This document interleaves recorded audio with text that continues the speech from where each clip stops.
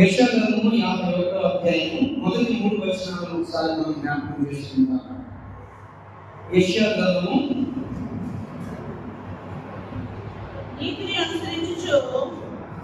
నీతిని అనుసరించుచు యెహోవాను వెతుకుచునుండు వారలారా నా మాట వినండి. మీరు ఏ పంట నుండి చెక్కబడినో నీవు ఏ బండ నుంచి చెక్కబడిందో దానిని ఆలోచించుడి.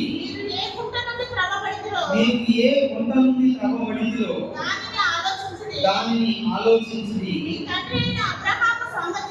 మీ తండ్రి అయిన అబ్రహాము సంగతి ఆలోచించుడి. మిమ్మును కనిన శారాను ఆలోచించుడి. అతడు ఒంటరి అయి ఉండగా నేను అతనిని పిలిచితిని, అతనిని ఆశీర్వదించి అతనిని ఎక్కుమంది అన్నట్లు చేసితిని. యెహోవా సీయోనును ఆదరించుచున్నాడు, దాని పాడైన స్థలములన్నిటినీ ఆదరించి దాని అరణ్య స్థలములను ఏదేను వలె చేయుచున్నాడు. దాని ఎడారి భూములు యెహోవా తోట వలె నగునట్లు చేయుచున్నాడు. ఆనంద సంతోషములను కృతజ్ఞతాస్తుతియు సంగీత గానములు దానిలో వినబడును. దేవునికి స్తోత్రం. హల్లెలూయా. ప్రియులారా, ఈ చెప్పబడిన చదవబడిన వాక్య భాగాన్ని మనం చూస్తే ఇక్కడ ఏం చెప్తా ఉన్నాడు అంటే ఇశ్రాయేలు ప్రజల గురించి దేవుడు మాట్లాడుతూ ఉన్నాడు. అది ఆఫైతే కాదు, రన్నింగ్లో మొదటిగా నేను అది మొట్టమొదటిసారిగా వచ్చినటువంటి సహోదరు నివేదికగా ప్రకాష్ అన్న గారికి, సహోదరి రాణి గారికి నా హృదయపూర్వకమైన వందనాలు తెలియజేస్తా ఉన్నాను. నిజానికి దేవుడు ఈ రోజు ఒక వాగ్దానం ద్వారా ఈ మాట ఇచ్చాడు. నాకు తెలియదు వచ్చిన తర్వాత జానపదాలంతా చెప్తా ఉన్నాయా మన మందిరాన్ని ఇట్లా 5 వస్తున్నారు సహోదరులు అంటే అన్న కొన్ని విషయాలు నాకు అనిపించింది. ఈరోజు అబ్రహాము గురించి, విశ్వాసం గురించి, శారా గురించి దేవుడు మాట్లాడబోతున్నాడు అంటే ఇంకా ఈ మాటలు చదివినట్టయితే దేవుడు ఏం చేస్తాడంటే ఆ 3వ వచనంలోకి యెహోవా సీయోనును ఆదరించుచున్నాడు, దాని పాడైన స్థలములన్నిటిని ఆదరించి దాని అరణ్య స్థలములను ఏదేను వలె చేయుచున్నాడు. దాని ఎడారి భూములు యెహోవా తోట వలె నగునట్లు చేయుచున్నాడు. ఆనంద సంతోషములను కృతజ్ఞతాస్తుతియు సంగీత గానములు దానిలో వినబడును. దేవునికి స్తోత్రం. హల్లెలూయా. ఈ మాటలు మీ జీవితాలలో దేవుడు అనుగ్రహించునుగాక. ఈ వాగ్దానం మీరు అనుభవించునుగాక. మంచిది. చిన్న ప్రార్థన చేసుకుందాం ప్రభు సహాయం కొరకు. పరిశుద్ధమైన తండ్రి, ప్రేమ స్వరూపుడా, మమ్మల్ని ప్రీతిగా ప్రేమించిన ఆ యేసయ్య, నీ ఘనమైన ఉన్నతమైన పరిశుద్ధమైన అయా నీ నామమును బట్టి, నీ వ్యక్తిత్వ స్వభావ లక్షణములను బట్టి, నీ ప్రభావ శక్తిని బట్టి వందనములు స్తోత్రములు తండ్రి. అయా ఇది పెట్టిన ఈ యొక్క పునరుద్ధాన దినముల వేళ మొదటి ఆరాధనలో తండ్రి అయా సజీవులుగా మీ సన్నిధిలో తండ్రి మమ్మల్ని సమకూర్చినందులకే నీ వందనాలు స్తోత్రాలు. ఎంతవరకు నాయన అయా పాటల ద్వారా, స్తుతి ఆరాధన ద్వారా తండ్రి ప్రభువా అయా మీరు మా స్తుతులకి ఆశీనులుగా ఉంటూ మా యొక్క ఆరాధన మీరు స్వీకరించాలని నమ్ముతున్నాను. మరి ముఖ్యంగా మనకు శ్రేష్టమైనటువంటి సమయంలో నడుస్తుండగా అయా ఇదిగోని తండ్రి ప్రభువా నీ యొక్క దాసుడైనటువంటి నన్ను తండ్రి ఈ శిలువచాటున నలుగుపరుచుకొని నీ నోటి వల్ల వాడుకోమని అయా చేయి కూడి వచ్చినటువంటి వారితోనూ శబ్దయంత్రం ద్వారా వింటున్నటువంటి వారితోనూ అయా మీ వాక్యం చేత మీరు మాట్లాడి అయా ఇదిగోని తండ్రి ప్రభువా అయా మీ నామానికి మహిమ తెచ్చుకున్నాను. ఈ సమయాన్ని తండ్రి అయా మీ బిడ్డలందరికీ కలిగిన చెవులను గ్రహించగల ఆత్మను మీరు దయచేయమని సమయాన్ని నామానికి మహిమకరంగా మా అందరికి ఆశీర్వాదకరంగా వస్తుంది. నజరేయుడైన యేసు నామములో ప్రార్థిస్తున్నాను తండ్రి. హల్లెలూయా. ప్రియమైన దేవుని బిడ్డలారా, ఇక్కడ దేవుడు ఏమంటా ఉన్నాడు అంటే అబ్రహాము సంగతిని ఏం చేయాలి? ఆలోచించాలి. అబ్రహాము సంగతిని ఏం చేయాలి? ఆలోచించాలి. ఎందుకని? రెండవ వచనంలో చివరి మాట చదవండి. అతడు ఒంటరి అయి ఉండగా నేను అతనిని పిలిచితిని, అతనిని ఆశీర్వదించి అతనిని ఎక్కుమంది అన్నట్లు చేసితిని. దేవునికి స్తోత్రం. హల్లెలూయా. ఈరోజు మన విశ్వాస జీవిత యాత్రలో మనము ఎవరిని ఆలోచించాలని, ఎవరి గురించి ఆలోచించాలంట? ఎవరి గురించి ఆలోచించాలంట? మీ పితరుడైన, అంటే మన పితరుడైనటువంటి అబ్రహాముని ఆలోచించి. ఎందుకు అనంటే ఏమని ఆలోచించాలంటే అతను ఒంటరిగా ఉన్నప్పుడు దేవుడు అతను ఏం చేశాడంట? పిలిచి పెక్కుమంది అన్నట్టు చేశాడంట. Praise the lord. హల్లెలూయా. ఈరోజు ఒంటరిగా అనిపిస్తుంది అతని జీవితం. అయితే మనం ఇక్కడ ఏం చేయాలి అంటే దేవుడు మనల్ని పిలిచాడని మనం నమ్మాలి. ఆమేన్. హల్లెలూయా. అబ్రహాము దేవుని యొక్క స్వరం వినబడినప్పుడు ఆదికాండం 12వ అధ్యాయంలో దేవుడు అబ్రహాం ఏం చేశాడు? మారు మాట మాట్లాడకుండా ఏం చేశాడండి? వెంటనే ఆ 12వ అధ్యాయం ఆదికాండము 4వ వచనంలో చూడండి. యెహోవా అతనితో చెప్పిన ప్రకారం అబ్రహాము వెళ్ళెను. దేవునికి స్తోత్రం. హల్లెలూయా. అంటే మొదటి 3 వచనాల్లో కూడా దేవుడు అబ్రహాముతో మాట్లాడినప్పుడు ఎక్కడికి వెళ్ళాలని అడిగాడా? అడగల. కానీ ఏం చేశాడు? ఒక స్వరం వినబడింది, దేవుడు నాతో మాట్లాడాడు, ఇప్పుడు నేను వెంటనే అక్కడికి వెళ్ళిపోవాలి అంటే ఏంటంటే పిల్లగా ఆ విధమైన జీవిత విధానం మన జీవితాల్లో ఉండాలి. అయితే ఈరోజు మనము అబ్రహాము గురించి మనం ఏం చేస్తున్నాం? ఆలోచించాలి. ఎవరి గురించి ఆలోచించమంటున్నాడు దేవుడు? అబ్రహాము గురించి ఆలోచించమంటున్నాడు. ఏంటి? ఎందుకు ఆలోచించాలి అంటే ఒంటరిగా ఉన్నవాడు ఎక్కువ మందిగా మార్చబడ్డాడంట. దేవునికి స్తోత్రం. ఎలాగా? ఆకాశంలో చుట్టూ చూడాలి, సముద్రం తీసుకుని చూడండి, సంతానం నేను ఏం చేస్తున్నాడు? అంతగా అభివృద్ధి చేస్తాడు అన్నాడు. మరి ఒక్కడ అంతమందిగా మార్చబడ్డానికి ఏముందండి అబ్రహాములో? ఏముంది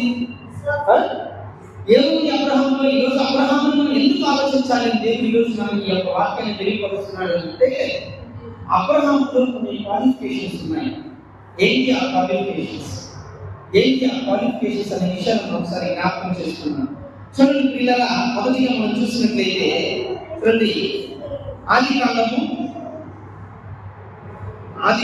12వ అధ్యాయం 4వ వచనం మనం ఇందాకే చదువుకున్నాము.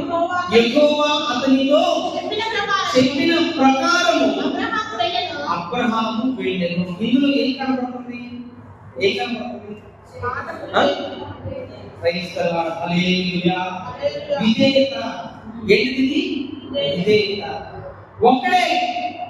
ఒక్కడే లెక్కింప సత్యము కాని ఒక సైన్యముగా, ఈరోజు ఒక దేశముగా, ఏంటంటే ఒక దేశముగా పిలువబడుతూ ఈరోజు ఆ దేశం అంటే ఇజ్రాయేలీల దగ్గర నుంచి మన దేశం ఎంతగా అంటే ప్రపంచం అంతా కూడా ఇజ్రాయేల్ యొక్క ఘనత, ఆ భాగ్యము ఎంతో గొప్పది. పిల్లల అర్థమవుతుందా? నోబెల్ ప్రైజ్ అనేది ఉంటే నోబెల్ ప్రైజ్ లో 90% నోబెల్ ప్రైజ్ బహుమానం పొందిన వారు ఇజ్రాయేలీలు, యూదులు. దేవునికి స్తోత్రం. హల్లెలూయా. అయితే ఇంత గొప్పగా ఎందుకు అయ్యారు అంటే దానికి అబ్రహామే మూలకర్త. ఏంటి అంటే అబ్రహాము దేవుని నమ్మేడు అని అతనికి నీతిగా ఎంచబడెను.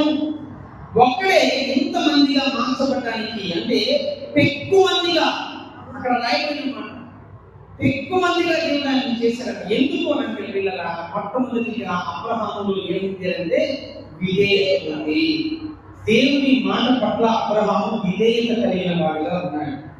అబ్రహాము ఎక్కడికి వెళ్ళామో తెలియదు, నిరీక్షణకు ఆధారం లేనటువంటి స్థితిలో కూడా ఏం కలుగుతున్నాడు? నిరీక్షణ కలుగుతున్నాడు. నిరీక్షణకి ఆధారం లేదు, ఎక్కడికి వెళ్ళాలో తెలియదు, ఏం జరుగుతుందో తెలియదు. అయినా కానీ నిరీక్షణకు ఆధారం లేనటువంటి సమయంలో, స్థితిలో, సందర్భంలో దేవుని పట్ల నిరీక్షణ కలిగినటువంటి విధేయతని అబ్రహాము కనబరిచాడు. ఈరోజు అతి విధేయత మనం కూడా కలిగి ఉండాలి. దేవునికి స్తోత్రం. హల్లెలూయా. ఏం కలుగుతున్నాడు దేవునికి అబ్రహాము? ఈరోజు దేవుని మాటకి విధేయత కలిగిన వారిగా మనం జీవించాలి. ఎప్పుడైతే మనలో విధేయత ఉంటుందో, విధేయత కలిగిన వాడు విజయోత్సవంతో ఉపయోగించబడతాడు. దేవునికి స్తోత్రం. హల్లెలూయా. అందుకని ఒంటరిగా ఉన్నటువంటి అబ్రహాము దేవుని యొక్క మాటకి ఎప్పుడైతే లోబడ్డాడో, ఎప్పుడైతే విధేయత కలిగి ఉన్నాడో, గొప్ప విజయోత్సవంతో ఊరేగించబడినటువంటి పరిస్థితి ప్రపంచమంతా కూడా చూస్తా ఉన్నది. ఇశ్రాయేలు వాక్యం ఎంతో గొప్పది. ఈరోజు నీ వాక్యం అంత గొప్పగా ఉండాలి అంటే, నీ తరతరాలు అంత గొప్పగా ఉండాలి అంటే, అబ్రహాము కలిగి ఉన్నటువంటి ఆ లక్షణము, ఏ లక్షణము? విధేయత అనబడేటటువంటి లక్షణం మన జీవితంలో ఉండాలి. రెండవదిగా మనం చూసినట్లయితే చూడండి ప్రియులారా, రెండవది 13వ అధ్యాయం 9వ వచనం. ఆదికాండము 13వ అధ్యాయం 9వ వచనం. ఈ దేశమంతయు మళ్ళా చదవమ్మా. ఈ దేశమంతయు నీ ఎదుట ఉన్నది కదా, దయచేసి నన్ను విడిచి వేరుగా ఉండుము. నీవు ఎడమ తట్టునకు వెళ్ళిన ఎడల నేను కుడి తట్టునకును, నీవు కుడి తట్టునకు వెళ్ళిన ఎడల నేను ఎడమ తట్టునకును వెళ్ళుదనని లోతుతో చెప్పగా. ప్రియులారా, ఇక్కడ ఒక ముఖ్యమైన విషయం ఏంటి అంటే, నిస్వార్థపరుడు. ఏ పరుడు? ఈరోజు చాలా మందిలో ఏముంది? స్వార్థం. ఏదైనా ఇస్తేనే మాట్లాడతారు, ఏదైనా ఇస్తేనే నవ్వుగా పలకరిస్తారు. అర్థమైందా? కానీ అబ్రహాము ఎలా ఉన్నాడు తెలుసా? ఎంత గొప్ప మాటలు తెలుసా ఇది? ఇక్కడ లోతుతో అంటా ఉన్నాడు, అయ్యా నువ్వు ఒకవేళ కుడి తట్టు వెళితే నేను ఎడమ తట్టుకి వెళతా, ఒకవేళ నువ్వు ఎడమ తట్టుకి వెళితే నేను కుడి తట్టుకి వెళ్తా. ఇక్కడ ప్రాధాన్యత అంటే ఎవరికి ఇస్తున్నాడు? ఉదాహరణకి ఈ యొక్క లోతు ఎవరు లోతు? అబ్రహాము యొక్క అన్న కొడుకు, వయసులో చిన్నవాడు. చాలా మంది ఏం చేస్తారు, పెద్దోళ్ళు వేసుకుని పేటేసుకుని కూర్చుంటారు. వస్తాన్ని కూడా పెద్దోళ్ళకే పోవాలి, అవునా? కానీ ఇక్కడ అబ్రహాము నిస్వార్థముగా ఏం చేస్తున్నాడు తెలుసా? చిన్నవాడైనటువంటి లోతుతో అంటున్నాడు అక్కడ అనే మాట, ఈ దేశమంతయు నీకు ఎదుట ఉన్నది కదా, దయచేసి నన్ను విడిచి వేరుగా ఉండము. ఎందుకు అన్నాడు తెలుసా ఈ మాటకి? అబ్రహాముతో దేవుడు ఎప్పుడు మాట్లాడాడని చెప్పారు? మొట్టమొదటిగా 12వ అధ్యాయం మొదటి 3 వచనాల్లో దేవుడు మాట్లాడాడు. తిరిగి అబ్రహాముతో మరలా మాట్లాడడానికి ఎంతకాలం పట్టింది? 13వ అధ్యాయంలో మాట్లాడాడు దేవుడు. అర్థం? 13వ అధ్యాయంలో దేవుడు మాట్లాడాడు. అయితే ఎందుకని ఈ ఇద్దరు వేరు అవ్వాలి అంటే, నీవు లోతుతో వేరుగా ఉంటేనే మాట్లాడతానని దేవుడు. అంటే ఎప్పుడైతే అబ్రహాముని అబ్రహాముకి దూరంగా వెళ్ళిపోయాడో, అప్పుడు తిరిగి మళ్ళా దేవుడు మాట్లాడినట్టుగా మనం చూస్తూ ఉంటామా? అదే అధ్యాయం చూద్దామా? అదే అధ్యాయం 14 వచ్చిన బహుశా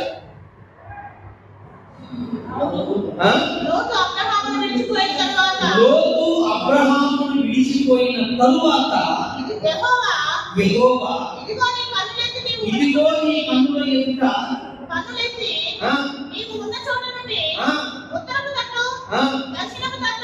ఉత్తరము దక్షిణము తూర్పు తట్టు పడమర తట్టు చూడుము. ఎందుకనగా నీవు చూస్తున్న ఈ దేశమంతటిని నీకును నీ సంతానమునకు సదాకాలము ఇచ్చెదను. దేవునికి స్తోత్రం. హల్లెలూయా. అయితే ఈ 12వ అధ్యాయం మొదటి వచనం నుంచి ఈ 14వ వచనం దాకా చాలా జరిగింది తెలుసా మీకు? చాలా జరిగింది. వాళ్ళ పని వాళ్ళకి, ఏళ్ళ పని వాళ్ళకి గొడవలు అయినాయి, కొట్టుకోవడాలు జరిగింది, అన్ని జరిగింది. అయితే పిల్లరా, వాళ్ళు ఏం లేదంటే అక్కడ శాంతి లేదు, సమాధానం లేదు. అలాంటి పరిస్థితుల్లో అబ్రహాము దాన్ని గమనించి నిస్వార్థపరుడుగా ఏం మాట్లాడాడంటే, చాలా మంది ఏం చేస్తారు తెలుసా? ఇంట్లో వాటాలు చూసుకోవాలన్నా కానీ పెద్దోళ్ళకి ఏం కావాలా? పెద్దోళ్ళకి ఏం కావాలా? అర్థమైందా? పెద్దవాడికి ఏం కావాలంటే ఎక్కువ వాటా కావాలా? అర్థమైందా? అయితే పిల్లల ఇక్కడ అతను ఏం చేశాడంటే నేను పెద్దవాడిని కదా అని అనుకోలేదు, కానీ చిన్నవాడైనటువంటి లోతు గురించి ఆలోచించాడు.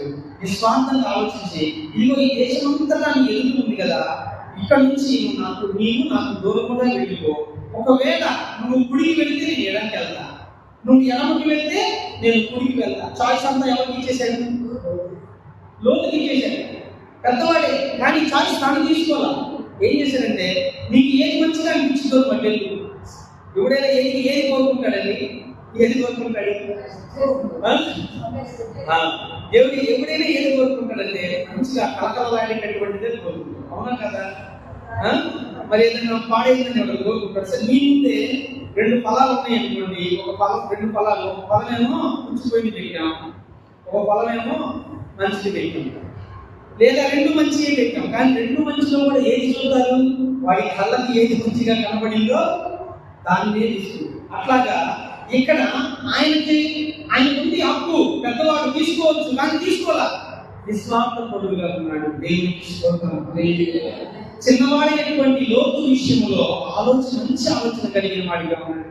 పెట్టాడయ్యా ఇంట్లో ముందు ఉంది, గుడికి వెళ్తే ఎడమకి వెళ్తా, ఎడమకి వెళ్తే నేను గుడికి వెళ్తాను. ఒక మంచి స్వభావం, అది నిస్వార్థమైనటువంటి స్వభావం. కనుక గమనించండి ప్రియమైన దేవుని బిడ్డలారా, అబ్రహాము ఒంటరిగా పిలువబడినటువంటి స్థితిలో నుంచి ఆయన ఇసుక వేగంలో ఉండి విస్తారమైనటువంటి జనాంగముగా మారడానికి కారణం ఏంటంటే మొట్టమొదటిది విధేయత, రెండవది నిస్వార్థమైనటువంటి స్వభావం. ఈరోజు చాలా మంది ఆ స్వభావం కనబట్ల. అర్థమైంది? పెద్దవాళ్ళలో కూడా కనపట్ల, చిన్నవాళ్ళలో కనపట్ల, నాయకుల్లో కనపట్ల, శాముల్లో కనపట్ల. ఎక్కడ చూసినా కానీ స్వార్థం. ఎలా తెలుసా? ఒకరు చూపిస్తారు, ఇందులో ఉంది అని అమలు చేస్తామంటారు, తర్వాత ఏమైపోద్ది? తీపేస్తారు. అర్థమైంది? చాలా. కానీ వీళ్ళ అబ్రహాము అలా లేడు. అబ్రహాము అలా లేడు. తనకు హక్కు ఉంది, తీసుకునే హక్కు ఉంది. పెద్దవాడు చిన్నవాడికి ఏది ఇస్తే తీసుకుని వెళ్ళిపోవాల్సిందే. కానీ అలా లేడు అబ్రహాము. నిస్వార్థంగా దేవునికి వెళ్తున్నాడు. అందుకే అంత గొప్పగా ఆశీర్వదించబడ్డాడు. ఈరోజు నా జీవితాల్లో నా ప్రియమైన సహోదరి, ప్రియమైన సహోదరుడా, ప్రియ సేవకుడా, నీ జీవితంలో నువ్వు కూడా అబ్రహాము వలె నిస్వార్థమైనటువంటి జీవితాన్ని, స్వభావాన్ని నువ్వు కలిగి ఉన్నట్లయితే దేవుడు అంతా ఉన్న ఈరోజు ఒక ఉన్నతమైన స్థితిలో దేవుడు నిన్ను హెచ్చిస్తాడంట. ఆమేన్. హల్లెలూయా. మరి ఈ విషయం మనం చూసినట్లయితే చూడండి ప్రియమైన దేవుని బిడ్డలారా, ఆదికాండము 14వ అధ్యాయము 14వ వచనం నుంచి 16వ వచనం దాకా చదువుదాం. అబ్రహాము తన తమ్ముడు చెరపట్టబడినని తన ఇంట పుట్టి అవలపరచబడిన 300 పదునైన మనుగురిని వెంట పెట్టుకొని దాను మట్టుకు ఆ రాజులను తరిమెను. రాత్రి వేళ అతడును అతని దాసులు వారికి ఎదురుగా మొనలు తీర్చి వారిని కొట్టి దమస్కునకు ఎడమ తప్పున హోవా మట్టుకు తరిమి ఆస్తి యావత్తు తిరిగి తెచ్చి తన తమ్ముడైన లోతు అతని ఆస్తిని, స్త్రీలను, ప్రజలను తిరిగి తీసుకొని వచ్చెను. దేవునికి స్తోత్రం. హల్లెలూయా.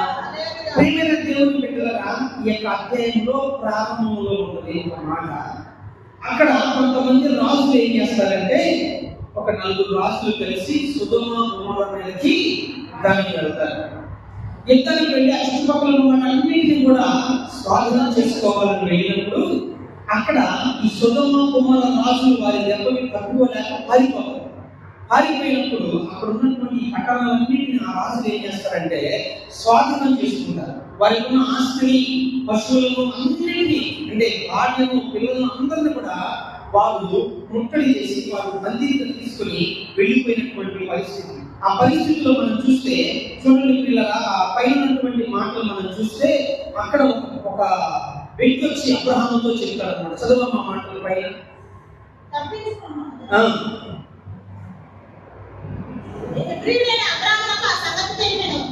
ఆ పైన మరియు అబ్రహాము సహోదరుడు కుమారుడైన లోతు సొదొమలో పాపంలో ఉండెను గనుక అతని ఆస్తిని పట్టుకొని పోగా తప్పించుకొని అప్పుడు వచ్చి హెబ్రీయుడైన అబ్రహామునకు ఆ సంగతి తెలిపెను. ఒక వ్యక్తి తప్పించుకొని వచ్చి హెబ్రీయుడైన అబ్రహామునకు ఆ సంగతి తెలిపాడంట. ఆ సంగతి తెలిపినప్పుడు ఏం చేశాడు అబ్రహాము?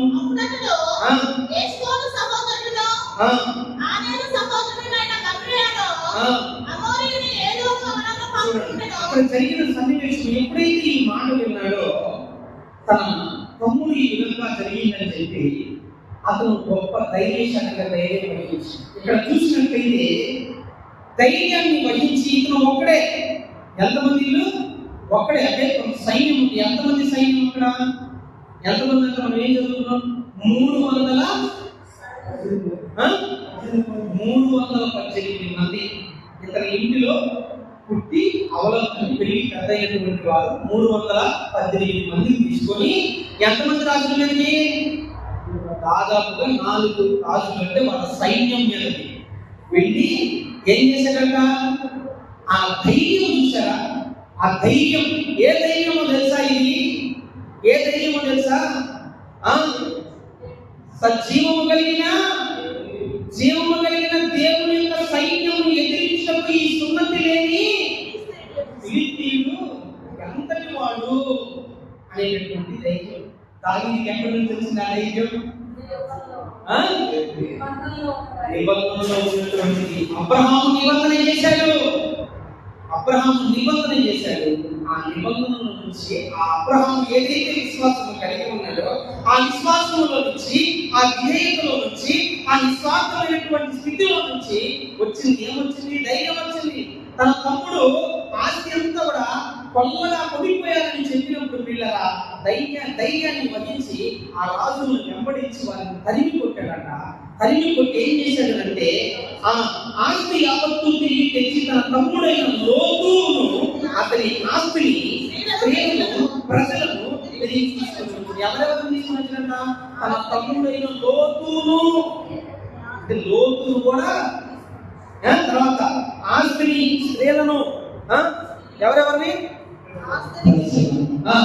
ఆస్తిని, స్త్రీలను, ప్రజలను అంటే పిల్లల్ని, భార్యని అందరినీ తీసుకుని, కానీ తిరిగి ఏం చేశాడైనా తీసుకుని వచ్చాడు.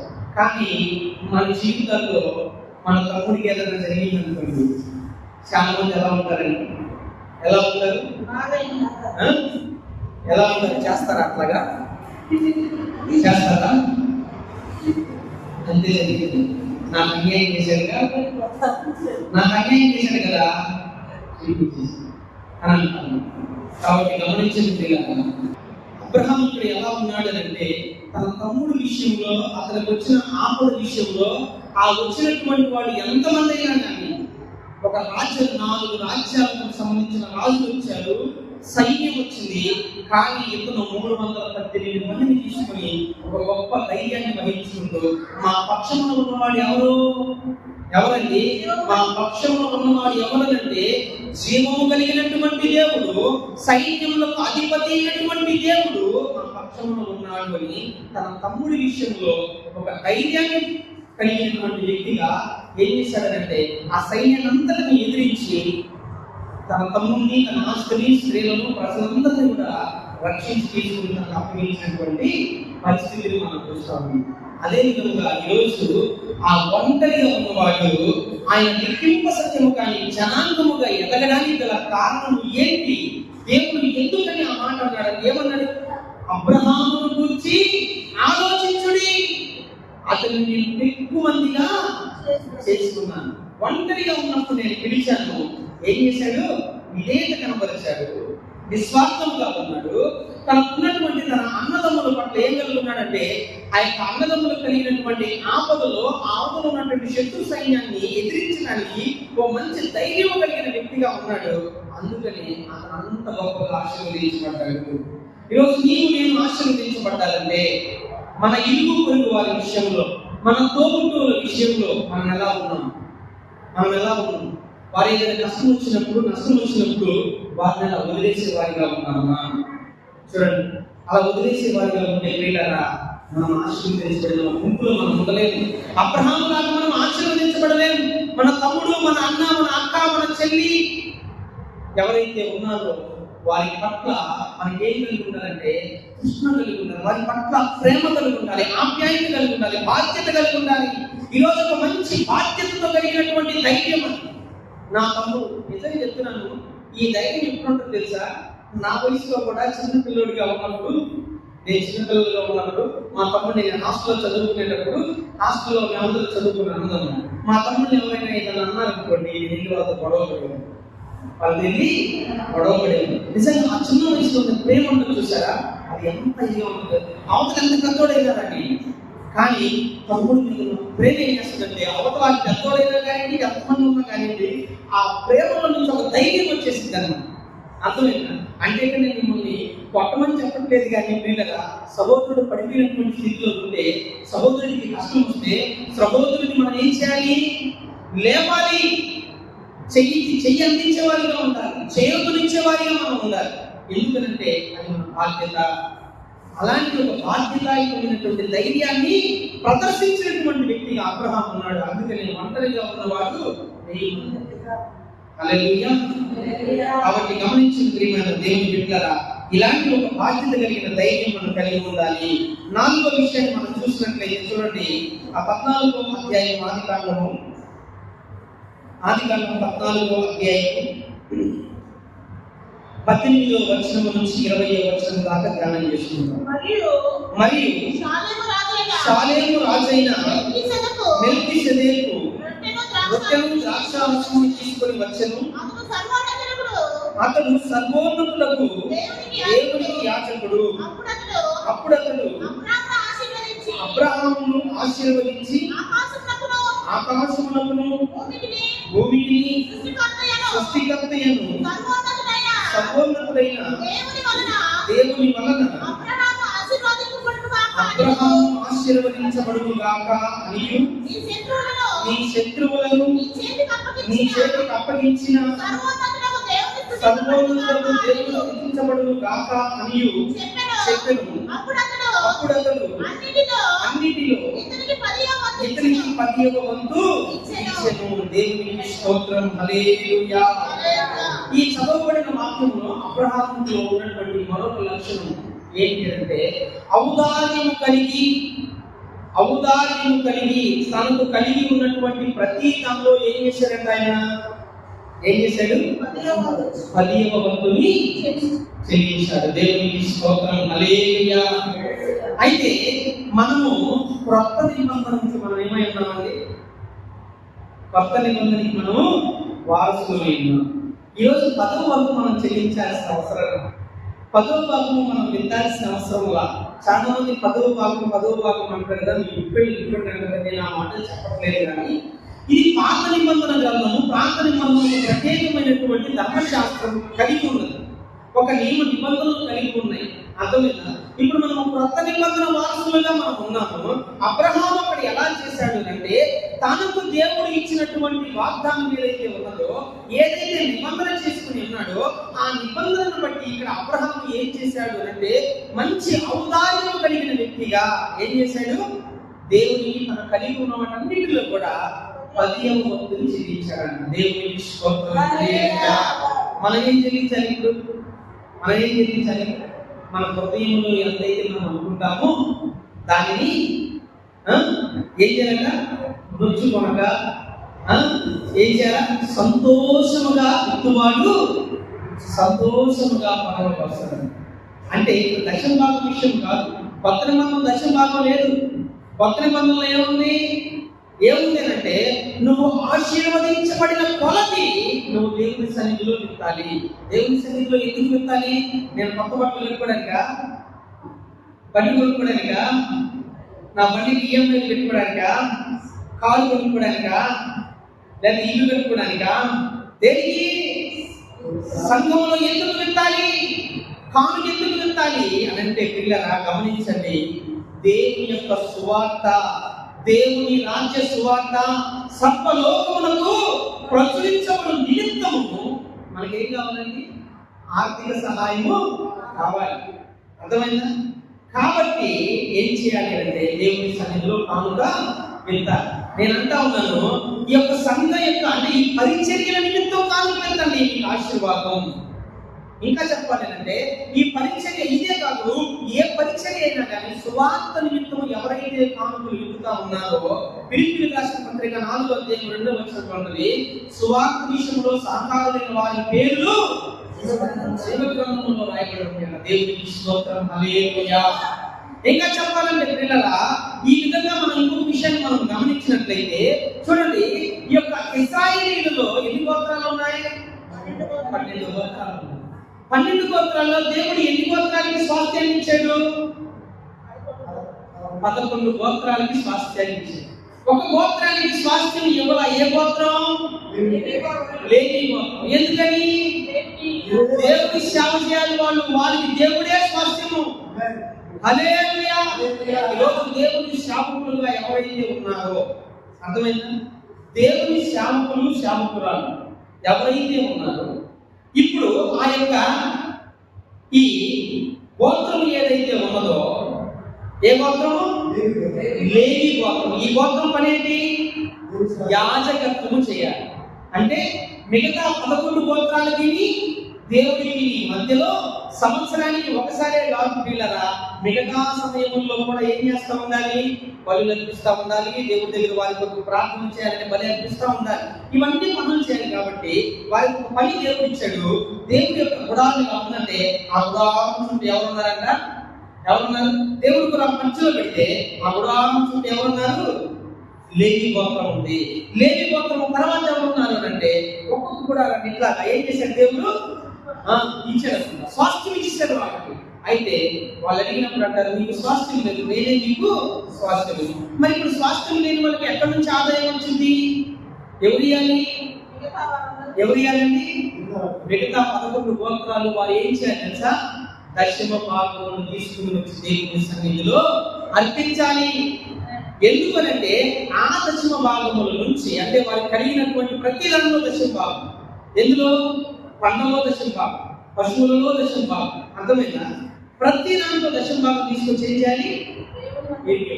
వీళ్ళు ఏం చేస్తారంటే వాళ్ళ బిడ్డలకి తినడానికి, వాళ్ళకి అన్ని విషయాల్లో పోషణ పడుతుందని వాడుకుంటూ దేవుని సన్నిధిలో వాళ్ళు యాజకత్వం ధరిస్తాను. మరి ఈరోజు ఎలా ఉండాలి? సేవకులు ఎవరైతే ఉన్నారో, సేవకుని కుటుంబం ఏదైతే ఉందో, సంఘం ఏదైతే ఉంటుందో, ఆ సంఘం ఏం చేయాలి అంటే పిల్లరా, సేవకుని యొక్క బాధ్యత, సేవకుని యొక్క కుటుంబం పోషణ బాధ్యత ఎవరు తీసుకోవాలి? సంఘము తీసుకోవాలి. అర్థమవుతుందా? అది ఒక క్రమం, అది క్రమం. అంతేగాని ఈ క్రమంలో ఇప్పుడు సేవకుడు వచ్చి సేవకుడికి తిరగడానికి బండి లేదు, కానీ ఒక బెంచికల్ కావాలంటే సంఘం ఇప్పించాలా? లేదంటే నేను ఒక బెంచికల్ కొనాలనుకుంటున్నాను, ఈ బెంచికల్ కొనడానికి ఒక 10 మంది కావాలి, ఇది ఒక 10 లక్షలు, ఒక్కొక్కరు ఒక్కొక్క ₹1,00,000 ఇవ్వాలి అని ఒక ₹1,00,000 ఇచ్చినతో మేము ఒక మంచి ఫోటో దిగుతాము, లేకపోతే వారి ఇంట్లో వచ్చి కూర్చొని భోజనం చేస్తాము అని స్కీములు పెట్టాలా? అవసరమైతే దేవుడు ఏం చేస్తాడు? కాదు. ఏంటంట సంఘంలో ఎందుకు చెప్తాలి? బూట్లు కొనుక్కోవడానికి, అంటే లగ్జరీ లైఫ్ జీవించడానికి, పాస్టర్ గారి ఇంట్లో వేసి కరెంటు బిల్లు కట్టడానికి, దీనికి ఎంతమంది చెప్పే వాళ్ళందరూ కరెక్ట్ కాదు. ఒకవేళ ఏమో నాకు తెలియదండి, నేనే ఎవరిని ఉద్దేశించి మాట్లాడుతున్నా, వాక్యం చెప్తున్నా. ఈ ఉద్దేశంలో వాళ్ళు ఎవరైనా వస్తే అది నాకు సంబంధం లేదు, వాక్యం చెప్తున్నా, నేను చెప్తున్నా. మళ్ళీ దీన్ని నన్ను తప్పుపడుతున్నాను. అర్థమవుతుందా? కాబట్టి గమనించిన ప్రియమైన దేవుని బిడ్డలారా, అబ్రహాము అంట తనకు కలిగి ఉన్న దానంతటిలో కూడా ఔదార్యము కలిగిన వాడి మెల్కీసెదెకు ఏం చేశాడు? దశమ భాగాన్ని ఇచ్చాడు. ఈరోజు మనం ఏమి ఇవ్వాలి అని అంటే, సంఘము తన యొక్క బాధ్యత ఏంటంటే, పాస్టర్ గారు తిన్నారా? పాస్టర్ గారు ఈరోజు ఇంట్లో ఏం కొట్టుకున్నాడు? పాస్టర్ గారి పిల్లలు స్కూల్కి వెళ్తున్నారా? వారికి ఫీజులు కట్టారా అని అడిగే స్థితిలో మనం ఉండాలి. ఇప్పుడు మన మధ్యలోకి కొంతమంది మీరందరూ ఉన్నారు.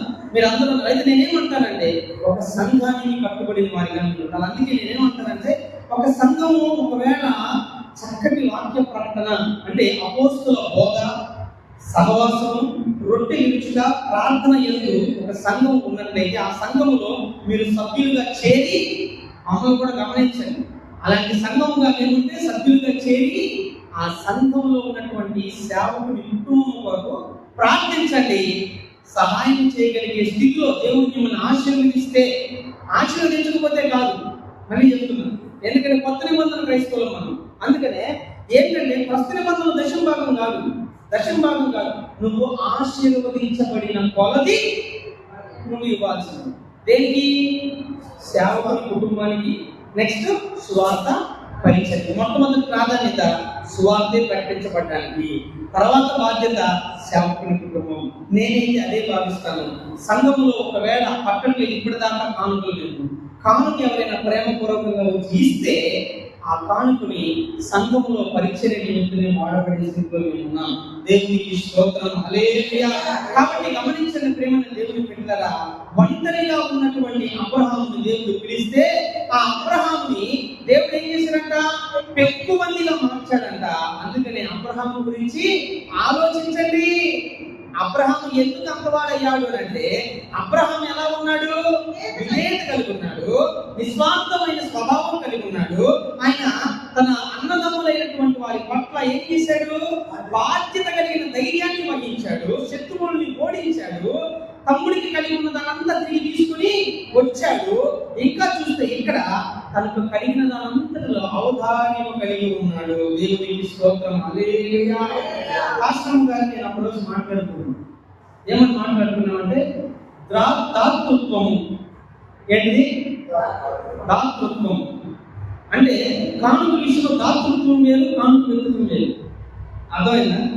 పాస్టర్ గారు ఈ మాట తర్వాత చెప్తారు, కొంచెం తర్వాత చెప్పమ్మా. ఈ మాటకి దాతృత్వం గురించి, దాతృత్వానికి కానుకకి వ్యత్యాసం పాస్టర్ గారు చెప్తారు. అంటే ఈ విధమైనటువంటి ఒక ఔదార్యాన్ని కలిగి ఉన్నాడు. ఈరోజు దీనిని బట్టి నేను లేదు సంతాలికంగా కానుకలు పట్ల ప్రార్థన. అర్థమైందా? గుర్తుపెట్టుకుని మళ్ళీ ఎక్కువ చెప్తున్నాను. ఓకే, కాబట్టి అబ్రహాము అలా ఉన్నాడు.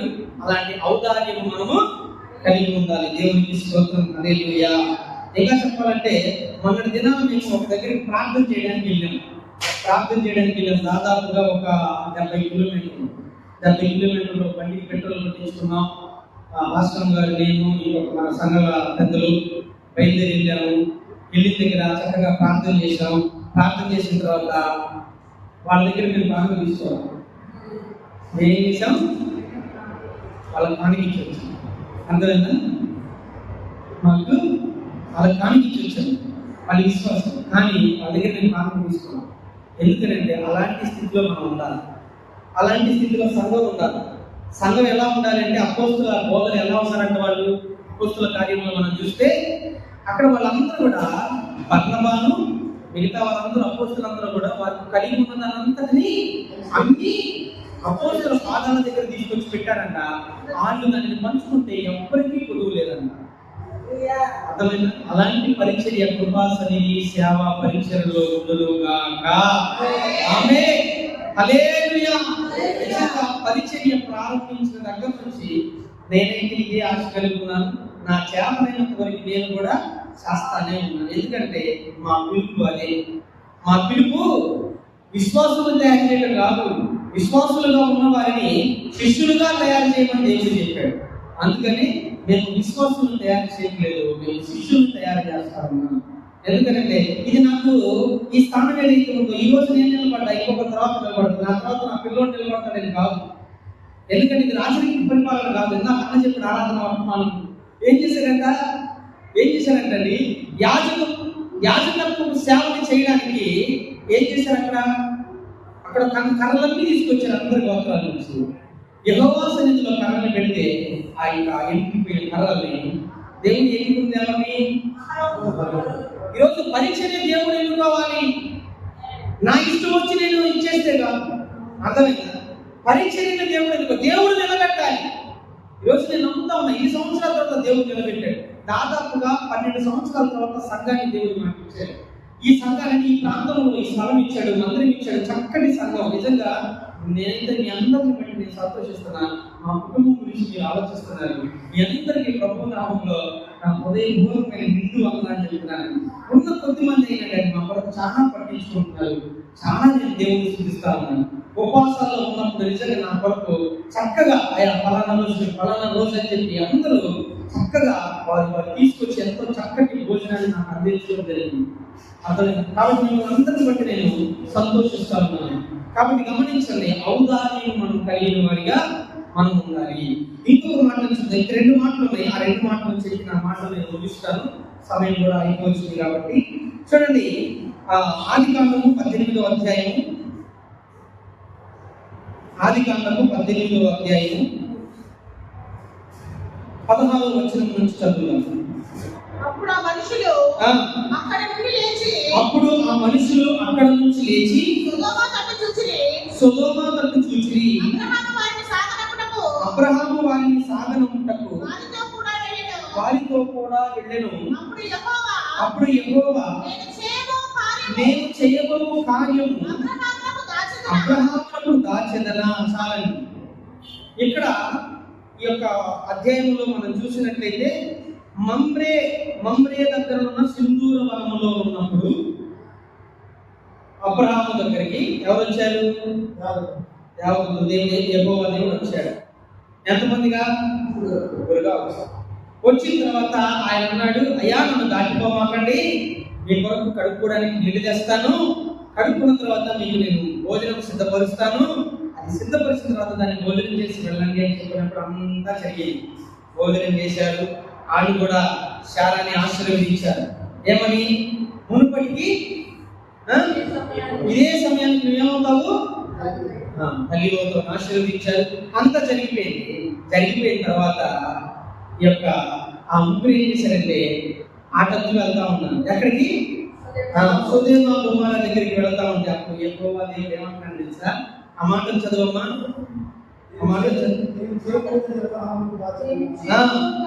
అప్పుడు యెహోవా నేను చేయబోవు కార్యము అబ్రహామునకు దాచెదనా. చూడండి, అబ్రహాము నిశ్చయముగా బలము గల గొప్ప జనమగును, అతని మూలముగా భూమిలోని సమస్త జనములను ఆశీర్వదించబడును. ఎట్లనగా యెహోవా అబ్రహామును గురించి చెప్పినది అతనికి కలుగ చేయనట్లు తన తరువాత తన పిల్లలను తన ఇంటి వారును నీతి న్యాయములు జరిగించుచు యెహోవా మార్గమును గైకొనుటకు అతడు వారికి ఆజ్ఞాపించినట్లు నేను అతనిని ఎరిగి ఉన్నాను. దేవునికి స్తోత్రం. హల్లెలూయా. ఎంత గొప్ప మాట, ఎంత గొప్ప మాట. దేవుడంట అబ్రహాముని ఎరిగాడంట. ఎట్లాగా? తన తరములు ముందున్న వారందరికీ కూడా దేవుని గురించి అతను చెప్పుతాడు. నీతి న్యాయములు జరిగించినట్లు వారికి ఆజ్ఞాపించినట్లు. అంటే అబ్రహాము తన బిడ్డలకి ఈ విధముగా ఆజ్ఞాపిస్తాడు అని నేను అతనిని ఎరుగుతాను. ఈరోజు ఆ సాక్ష్యం మన జీవితాల్లో ఉందా? చెప్తున్నాను. మన బిడ్డలకి చెప్పాలి. ఈ మాటను బట్టి నేనేం చెప్తున్నాను అంటే, తర్వాత ఉన్నటువంటి మాటలు అక్కడికి వెళ్తున్నారు కదా, నేను చేయబోన్నది అబ్రహాముకు దాచెదనా అని అన్నాడు కదా. ఏంటో తెలుసా ఆ విషయం? సొదొమ గొమొర్రా యొక్క మొర ఎలా ఉందంట ఆయనకి? చదవండి ఆ మాటని. సొదొమ గొమొర్రా యొక్క మొర గొప్పది కనుక నేను దిగిపోయి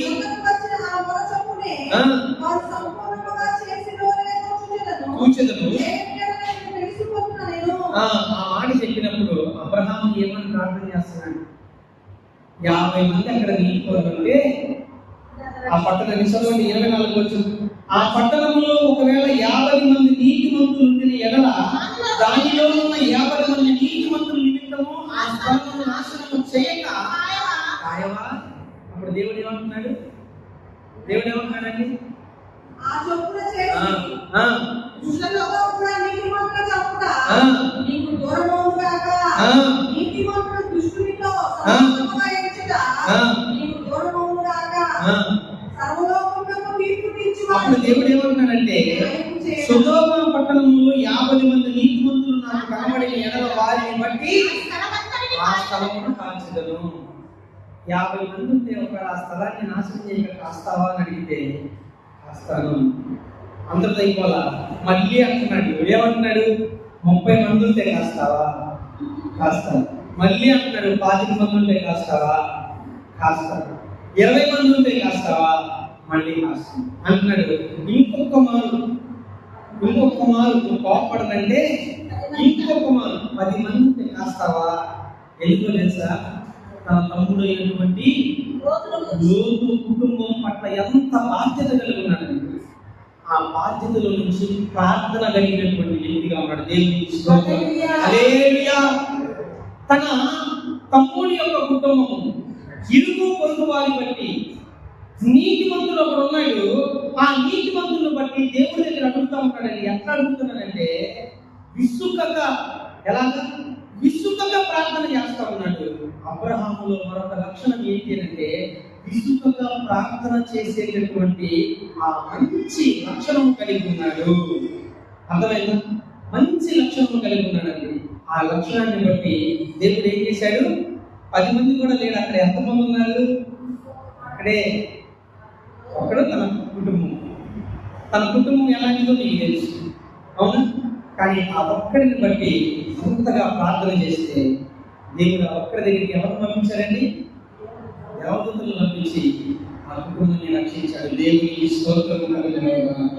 హల్లెలూయా. ఈరోజు అలాంటి ప్రార్థనా జీవితం మనం కలిగి ఉన్నామా? అలాంటి ప్రార్థనా జీవితం మనం కలిగి ఉన్నామా? అలాంటి ప్రార్థనా జీవితం అబ్రహాము కలిగి ఉన్నాడు. కాబట్టి అబ్రహాము గురించి దేవుడు ఏమంటున్నాడంటే తన ముందు తరాలకి యెహోవాను గురించి ఏం చేస్తాడట? నేర్పిస్తాడు అని నేను ఎరిగి ఉన్నాను అని అంటున్నాడు. ఇవన్నీ ముందే దేవుడికి తెలుసండి అబ్రహాము గురించి. ఈరోజు నీ గురించి కూడా దేవుడు అలాంటి సాక్ష్యం చెప్పే స్థితిలో ఉండాలి. అలాంటి ప్రార్థనా జీవితం నీ అన్నదమ్ముల పట్ల, నీ ఇరుగు పొరుగు వారి పట్ల, సంఘంలో ఉన్న వారి పట్ల బాధ్యత కలిగి ప్రార్థన చేసేటటువంటి ఆ గొప్ప స్థితి నీలో ఉంటే దేవుడు అంటున్నాడు, ఒంటరి వాడే ఎక్కువ మందిగా నేను చేశాను. అతని గురించి ఆలోచించు. ఒంటరి వాడే ఎక్కువ మంది అయ్యారు. నువ్వు అలాంటి లక్షణాలు కలిగి ఉంటే ఒంటరిగా ఉన్నటువంటి మీ స్థితిలో దేవుడు గొప్ప కార్యములు చేయబోతున్నాడు. హల్లెలూయా. అయితే మరొక విషయాన్ని నేను మీకు తెలియపరుస్తాను. పిల్లలు చూడండి, హెబ్రీయులకు రాసిన పత్రిక 11వ అధ్యాయం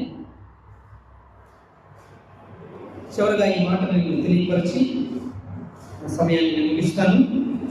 హెబ్రీయులకు రాసిన పత్రిక 11వ అధ్యాయం 17వ వచనం నుంచి మనం చదువుకుందాం. 19వ వచనం దాకా 17వ వచనం నుంచి 11వ అధ్యాయం. అబ్రహాము శోధింపబడి విశ్వాసమును బట్టి ఇస్సాకును బలిగా అర్పించెను. ఎవడు ఆ వాగ్దానమును సంతోషంతో అంగీకరించెను, ఇస్సాకు వలనైనది నీ సంతానం అనబడును అని ఎవరితో చెప్పబడినో ఆ అబ్రహాము మృతులను సైతము లేపుటకు దేవుడు శక్తిమంతుడని ఎంచిన వాడై తన ఏక కుమారుని అర్పించి ఉపమాన రూపముగా అతని మృతులలో నుండి మరలా పొందెను. దేవునికి స్తోత్రం. హల్లెలూయా. చూడండి ప్రియమైన దేవుని బిడ్డలారా, అబ్రహాము ఉన్న గొప్ప విశ్వాసం మొదట్లో చూసాము. గొప్ప విశ్వాసం ఎక్కడ చూస్తా ఉన్నాము. ఏం చేస్తున్నాడు? తన కుమారుని బలిగా అర్పించడానికి వెనక్కి తీలా. దేవుడు ఒక పరీక్ష పెట్టాడు. దేవుడు మనకి కొన్ని పరీక్షలు పెడతాడేమో. మన జీవితాల్లో, మన కుటుంబాల్లో కొన్ని విగ్రహాలు మనం ఉంచుకుంటామేమో. ఇక్కడ అబ్రహాము జీవితంలో ఏకైక కుమారుడిగా ఉన్నాడు కదా ఇస్సాకు. లేక పుట్టాడు కదా 100 సంవత్సరాలకి. ఆ పుట్టినోడిని అడిగితే ఇస్తాడా లేదా? ఎక్కడ పెట్టుకున్నాడండి అబ్రహాము? గుండెల్లో పెట్టుకున్నాడా? పెట్టుకోరా? నాకు మా బిడ్డలు ఇద్దరంటే భలే ఇష్టం. నిజం, మీ అందరూ కూడా మీ బిడ్డలంటే చాలా ఇష్టం. ఎందుకంటే ప్రతి తల్లి తన బిడ్డలు ఎంతగానో ప్రేమిస్తారు కదా. అలాంటిది మనకు తొందరగానే పుట్టారు. ఆ యొక్క అబ్రహాం ఎప్పుడు పుట్టారట? ముసలుడైపోయి 100 సంవత్సరాలు. సారా గర్భము మృతతుల్యమైపోయినటువంటి పరిస్థితి. కానీ దేవుడు వాగ్దానం చేశాడు. ఈరోజు దేవుడు నీ జీవితంలో కూడా వాగ్దానం చేస్తా ఉన్నాడు. యేసు నామములో ఒక నూతనమైనటువంటి సంతానము, ఆశీర్వాదకరమైనటువంటి సంతానము నీ జీవితంలో ఇస్సాకు వలె నీ జీవితానికి ఒక నవ్వుని, ఆనందమును, సంతోషమును కలిగజేసేటటువంటి గొప్ప బహుమానమును దేవుడు నీకు అనుగ్రహించుగాక. ఆమేన్, హల్లెలూయా. అలాంటి ఇచ్చినటువంటి విషయంలో కూడా అబ్రహాం ఎలా ఉన్నాడంటే ఇచ్చేయడానికి ముందుకెళ్ళాడు. అక్కడ ఇస్సాకు అంటా ఉన్నాడు, నాన్న ఏంటి బలి అర్పించడానికి కట్టెలు ఉన్నాయి, అన్నీ ఉన్నాయి, బలి అర్పించడానికి ఎక్కడ అని అర్థమైందా? ఇప్పుడు ఎలా ఉన్నాడు తెలుసా? ఎంత వయసు అండి? ఎంత వయసు అబ్రహాంకి? ఇస్సాకుకి 14 సంవత్సరాలు. నిండు యవ్వనం. మా స్టీఫెన్ గారికి 13 సంవత్సరాలు. మా స్టీఫెన్కి 13.5 సంవత్సరం. స్టీఫెన్ గారికి ఏదైనా మాట చెప్తే ఏంటో. అదే ఇప్పుడు స్టీఫెన్ గారి కంటే పెద్ద వయసు. అంటే ఎంత ఊహ తెలుసుంటుందండి, ఎంత ఊహ తెలుసుంటుంది. కానీ తండ్రికి ఎంత విధేయత కనబరిచాడు తెలుసు. ఎందుకు ఆ విధేయత కనబరచాలంటే అక్కడ రాయబడిన మాట ఏంటంటే, ఎవడు వాగ్దానములు సంతోషంతో అంగీకరించదో ఇస్సాకు వలనైనది నీ సంతాన మనవడులు అని ఎవరితో చెప్పబడినో ఆ అబ్రహాము మృతులను సైతము లేపుటకు దేవుడు శక్తిమంతుడని ఎంచినవాడని ఏం చేశాడు? ఎంచినవాడై తన ఏక కుమారుని అర్పించి ఉపమాన రూపముగా ఏం చేశాడట? అతని మృతుల్లో నుండి. కాబట్టి గమనించిన ప్రియమైన దేవుని బిడ్డలారా, మన విగ్రహాలు, మన జీవితంలో, మన హృదయాల్లో కొన్ని విగ్రహాలు పెట్టుకుంటాం. కొంతమందికి కొన్ని సెంటిమెంట్లు ఉంటాయి. బిడ్డలు బాగా ప్రేమిస్తారు, లేదా ఇంకేదో వస్తువులు ప్రేమిస్తారు, లేదా ఇంటిని ప్రేమిస్తారు. అయిగా దేవుని సన్నిధిని ప్రేమించండి, దేవుని యొక్క వాక్యాన్ని ప్రేమించండి. అర్థమైందా? దేవునికి మీరు ఇచ్చేటటువంటి సమయాన్ని ప్రేమించండి. కాబట్టి గమనించండి, నేనేమంటానంటే సంఘంలో ఎప్పుడు నేను చెప్పే మాట ఒకటే, ఈ లోకంలో దేవుడు మన నుంచి కోరుకునేది తెలుసా? కొత్త నిబంధన క్రైస్తవం నుంచి దేవుడు కోరుకునేది తెలుసా?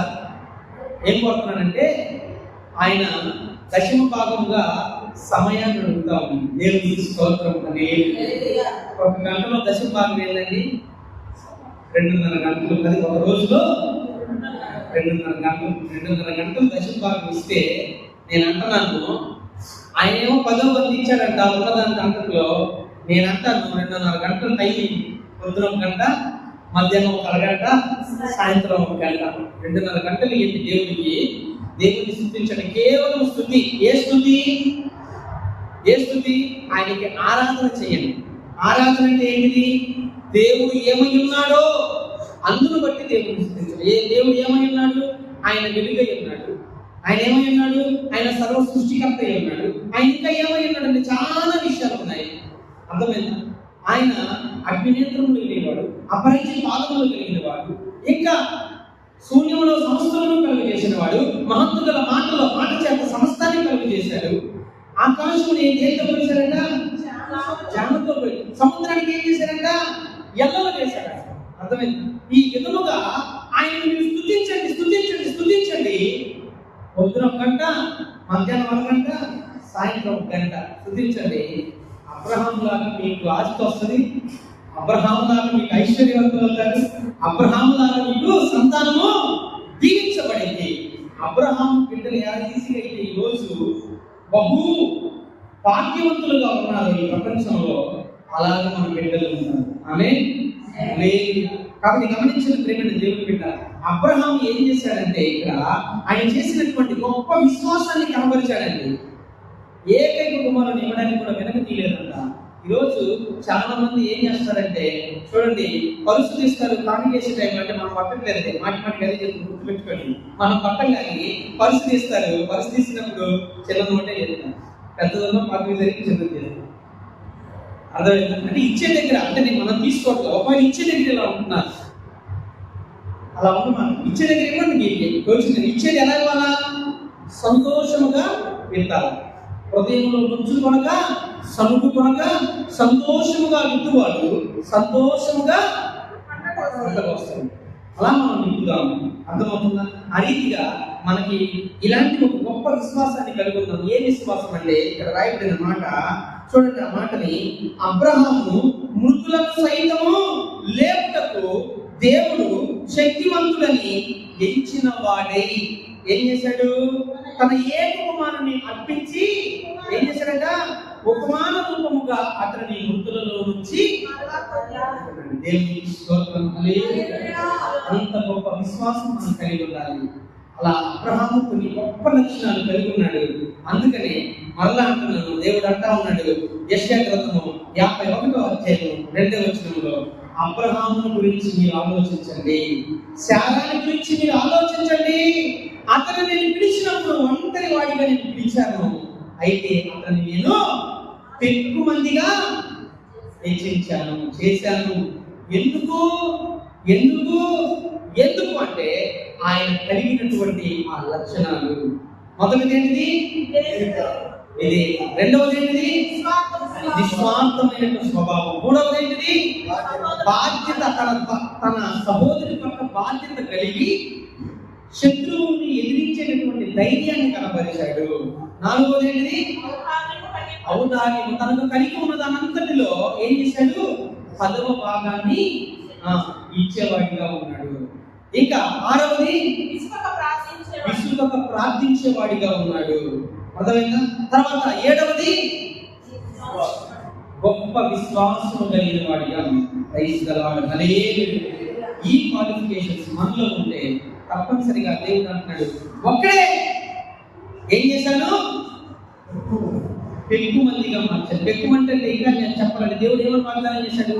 ఆ సముద్రపు ఇసుక రేణువుల వలె ఏం చేస్తానన్నాడు? ఈ సంతానమును విస్తరింప చేస్తానన్నాడు. ఈరోజు ఒక దేశం, ఆ దేశము ప్రపంచాన్నంతటిని కూడా ఎలా ఉందంటే, ఆ ప్రపంచ దేశాలన్నింటిలో కూడా గొప్ప భాగ్యమైనటువంటి దేశం. అర్థమైందా? నోబెల్ ప్రైజులు పొందుతున్నటువంటి వారిలో ఎక్కువ శాతము ఇజ్రాయిల్ యూదులే ఉన్నారు. గొప్ప జ్ఞానవంతులుగా వాళ్ళు ఉన్నారు. ఎన్నో ఆవిష్కరణలు మనం చూస్తూ ఉన్నాం పిల్లల. ఇవన్నీ ఎక్కడి నుంచి అంటే అబ్రహాము కలిగి ఉన్నటువంటి ఆ విధేయత, ఆ నిస్వార్థము, ఆ ధైర్యము, ఆ ప్రార్థనా జీవితం, ఆ ఔదార్యం, ఆ విశ్వాసం. ఈరోజు అట్టి జీవితం మనం కూడా కలిగి ఉంటే మనల్ని కూడా దేవుడు అంటా ఉన్నాడు, హెచ్చిస్తాను అని అంటున్నాడు. హల్లెలూయా.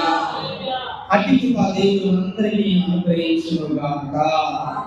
ఆమేన్. రాష్ట్రంగా ముందుకొచ్చి కొన్ని నిమిషాలు శుభవచనం తెలియజేసి ప్రార్థన చేస్తారు. అందరూ ప్రార్థన ఏకీభవిస్తున్నాం.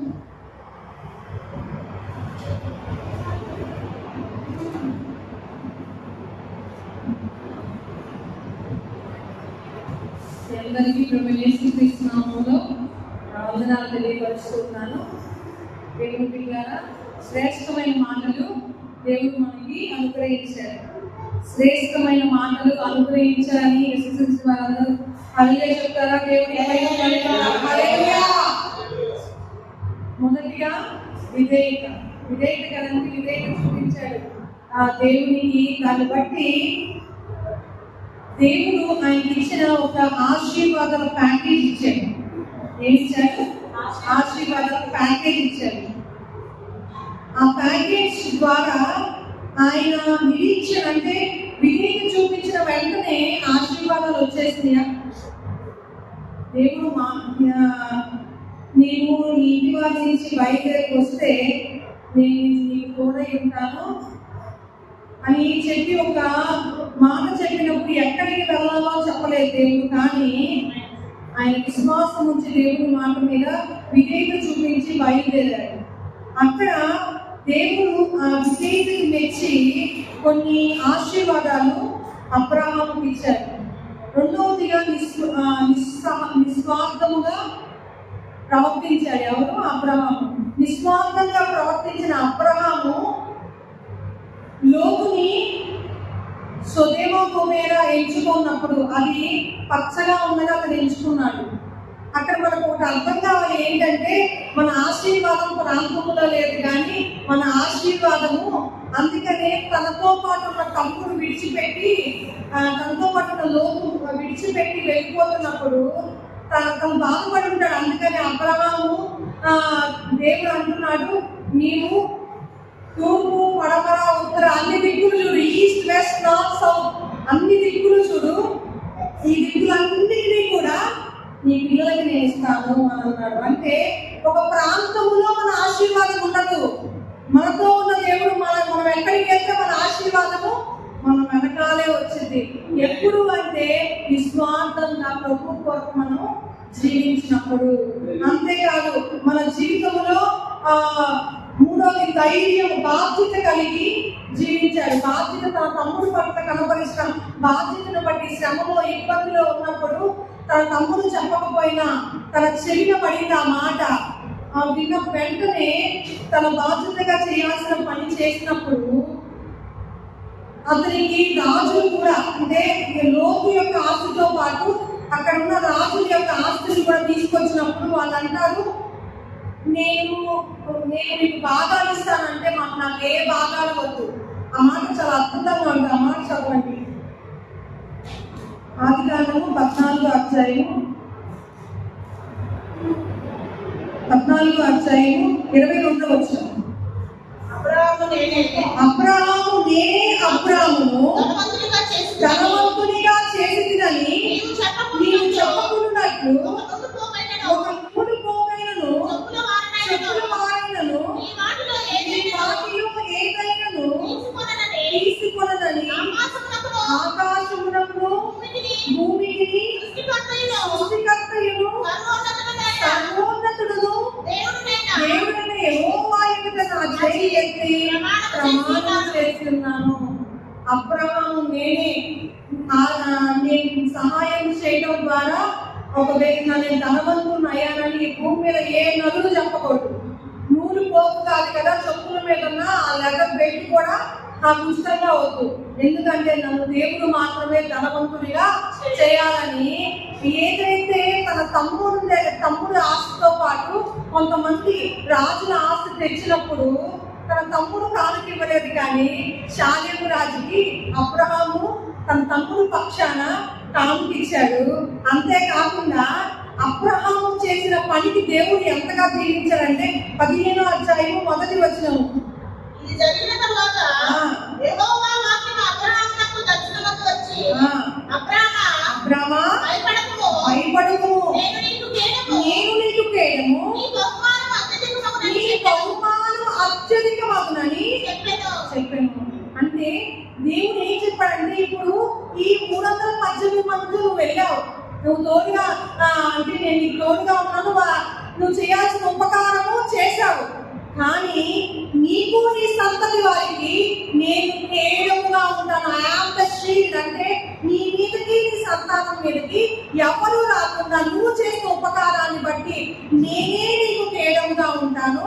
అంతేకాకుండా నువ్వు చేసిన ఉపకారాన్ని బాధ్యతను బట్టి నీకేం చేస్తానంటే నీ బహుమానము అత్యధికమవుతుంది అన్నాడు అనమాట.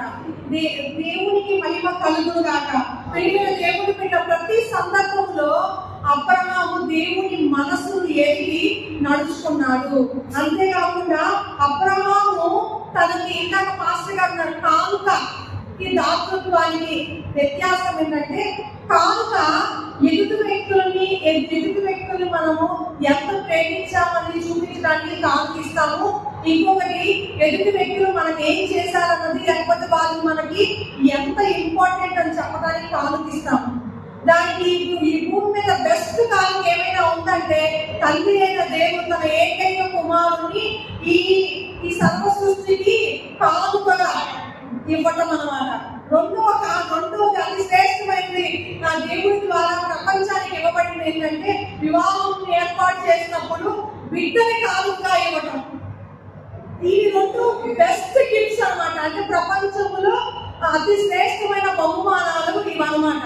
ప్రియమైన దేవుడు బిడ్డలారా, దాతృత్వము అంటే ఏంటి అంటే, మనకి కానుకిచ్చే స్తోమత లేకపోయినా కూడా ఎదుటి వ్యక్తుల్ని మనము గౌరవించటానికి, మనకి లేకపోయినా కూడా లేనిలో 2 కాసులు ఆమె తన జీవనం అంతా ఇచ్చిందంట. ఆమెకేమర్థమైంది? ఈ జీవనముతో ఈ 2 కాసులతో నా జీవితాన్ని నేను గడపటం అయితే అసాధ్యము, కానీ నా జీవనానికి ఏ లోటు లేకుండా చేయగలిగిన దేవుడు నాకున్నాడు కాబట్టి ఆ 2 కాసులు ఆయనకే ఇచ్చేసి ఆ నెల మొత్తం ఆ జీవనాన్ని ఆయనకు అప్పగించింది. ఇప్పుడు ఈ రోజు దాతృత్వము కలిగిన తెస్సలోనిక సంఘము, దాతృత్వం కలిగిన కొన్ని సంఘాలు వారు లేనిలో కూడా ఇతర సంఘాలను లేదా ఇతర ప్రాంతాల్లో సువార్త ప్రకటన చేయడానికి, వారిని రక్షించడానికి వీరు లేనిలో కూడా కొంత కానుకలుగా విత్తారంట, చందా పోగు చేశారంట. పరిశుద్ధులు అక్కడి దాకా ప్రయాణం చేసి వారి అవసరాలు తీర్చబడటానికి, సువార్త అందటానికి. అందుకని అపోస్తలుడు పౌలు అంటాడు, మీ దాతృత్వము గొప్పది అంటాడు అనమాట. ఈరోజు దాతృత్వముకి కానుకకి, కానుక నీకు దేవుడికి, దేవుడు ఏమై ఉన్నాడో గ్రహించి కానుక ఆరాధన కింద వచ్చింది. కానుకని ఇస్తున్న నీవు దేవుణ్ణి నీ ఉద్దేశములో నీ కలిగిన వాటిని బట్టి ఏది ఊహించుకొని ఉంటావో. ఇప్పుడు అబ్రహాము మొదటిగా బైబిల్లో ఆరాధించింది అబ్రహామే. అబ్రహాము మొదటి ఆరాధన ఎక్కడ చేశారో తెలుసా? ఈ వర్తమానం సాయంత్రం చెప్పాలి, కానీ సందర్భం వచ్చిన ఒక లైన్ చెప్తున్నా. అబ్రహాము తన కుమారుడిని తీసుకొని మోరియా కొండ మీద వెళ్ళేటప్పుడు పరివారికి చెప్తాడు ఏంటంటే, ఆరాధన చేయడానికి మేమిద్దరం వెళ్తాం. ఆరాధన చేయడానికి మన ఇంటి వెళ్ళేటప్పుడు ఆ దగ్గర కత్తి మాత్రమే ఉన్నాయి ఆయన దగ్గర. ఆయన పాటలు లేవు, సౌండ్ సిస్టమ్ లేదు, ఏమీ లేదు. కానీ అక్కడ తన కుమారుడితో ఏం చెప్పాడు అంటే, యెహోవా చూసుకుంటాడు, సమస్తమును చూసుకునే దేవుడు ఉన్నాడని. అంతేకాకుండా జనములకు తండ్రిగా నువ్వు ఉంటావు అబ్రహాము అని చెప్పిన దేవుడు ఆ యొక్క బలిపీఠం మీద కుమారుని పడుకోబెట్టి కత్తితో వధించినా కూడా మృతులలో నుంచి కూడా సజీవునిగా లేపే దేవుడు తనకున్నాడని దేవుని మనసు ఎరిగి ఆరాధించడానికి కుమారుని పట్టుకొని వెళ్ళాడు. దేవుని మనసు ఎరిగాడు అబ్రహాము. దేవుని మనసు ఎరిగి మనము నడుచుకోవాలి. అబ్రహాములో ఉన్న ఈ లక్షణాలు మనం కలిగి ఉండాలి. ఎందుకంటే బైబిల్లో చెప్పబడిన మాట ఏంటి అంటే, అబ్రహాము అంతా పిలువబడినప్పుడు అబ్రహాము శారానే, కానీ వాళ్ళు ఎక్కువ మంది జనం అంటే వాళ్ళు నేషన్ గా పిలువబడ్డారంట.